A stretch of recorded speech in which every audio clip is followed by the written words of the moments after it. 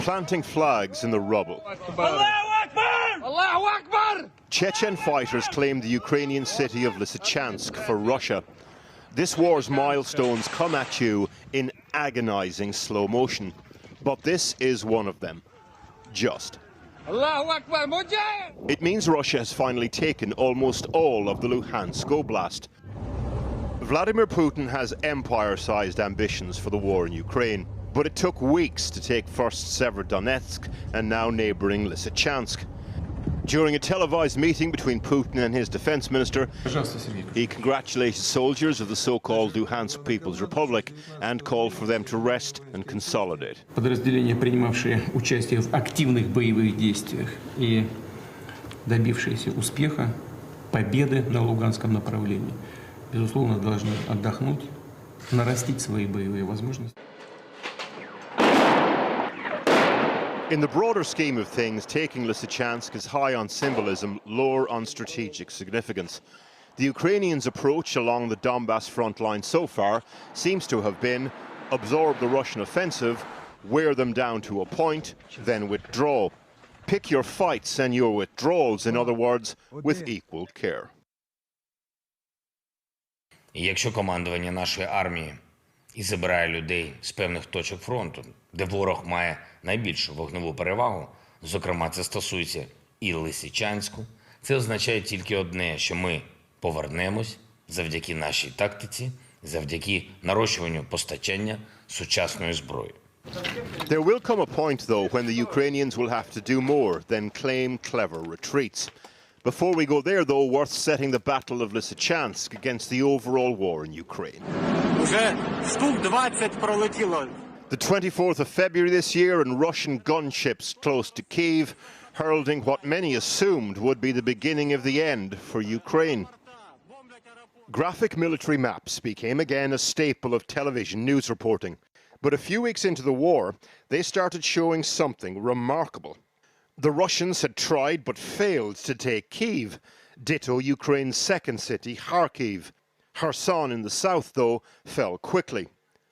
By the first week in April, Putin had changed tack, announced that the point of his so-called special military operation, war to you and me, was not to take the country, but to take the Donbas, made up of Luhansk and Donetsk oblasts. So here's where we're at now.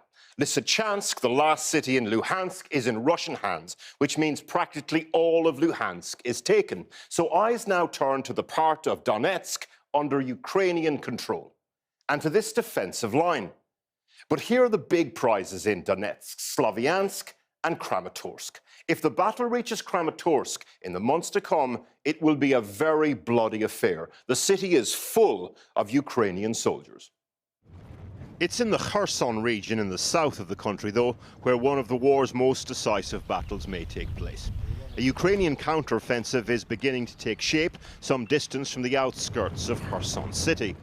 The when and the how of that will tell us much more about who is winning this war and who is not.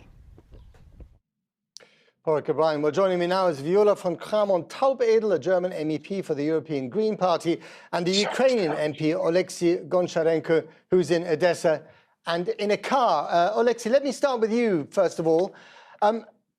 Looking at the kind of victory that the Russian and Chechen troops have celebrated today, does it now look as if you're beginning to lose this war, especially in the east of the country? Hello. Yeah, the situation is very difficult. I just came back from frontline in the southern part of our country, and in the south we try to counterattack, and we are quite effective. In the east, situation is much worse. I don't think that we can say that we are losing the war. It's not right. Russia lost the battle for Kiev, like you told, lost the battle for Kharkiv, the second largest city, lost their flagmanship in Black Sea, and many other losses they already received. But they still can advance, concentrated absolutely thousands of artillery pieces and rocket systems in the east. So my answer is next. Ukraine will definitely win this war. But when and with what casualties, it depends from the support which we will receive or not receive from the West. Exactly, and that's the message I heard at the NATO summit, speaking to you last week. Let me ask you this, Alexei. The heavy weapons which have been promised by the West, which are apparently on their way now, will they make the crucial difference? Yes, they can make difference, but the question is in numbers. With all respect, for example, last announcement from Minister of Defense of Germany about 3 more howitzers, they can't make difference in such numbers. We need hundreds. We need hundreds of artillery pieces, of multiple launch rocket systems, HIMARSes, which today is Independence Day. My congratulations to all Americans, and we are very thankful for the support we receive from Americans, from Germans, from French. But in order to win this war, and that is the best option for the whole world, we need more weaponry and quicker. We are all the time one step behind Putin. If we would have the weaponry we have now in March, we would kick off Russians from Ukraine. But now it's not enough. Let me turn to you, Viola von Kramon. For many people, it's rather surprising that the Green Party in the German coalition has been most strident about sending heavy weapons to Ukraine. Why are the Germans not sending more when the Ukrainians have been asking them over and over again? Well, this is a very good question. I think we have from the German Bundestag a very good resolution from the 28th of April, where actually my colleagues have committed to pledge a much higher amount of heavy weapons and all kinds of long distance weapons and different ammunition and so on. And so actually there is a political will, but it needs now the implementation. And we all here in the European Parliament ask the colleagues in Germany, but not only in Germany, in all the other national EU member states, to really do more to be effective, as Alexei has asked for, and to see that we all need to win this war, and we all need to support also military much more than in the past. All right.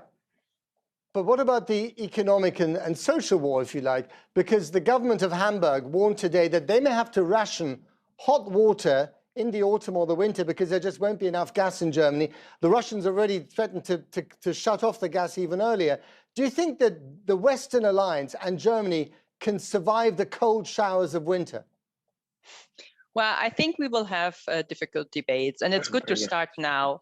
But in general, I would say we need the price mechanism, and this will finally lead to safe energy measures. But on the other hand, we need to support those households and those families and those individuals who really cannot afford a warm room or warm apartment. So not to juggle around too much with who will use which gas, but rather go for the price mechanism and then support those with financial transfers. All right. Got to leave it there. Viola von Kramon and Alexei Goncharenko, thank you very much to both of you.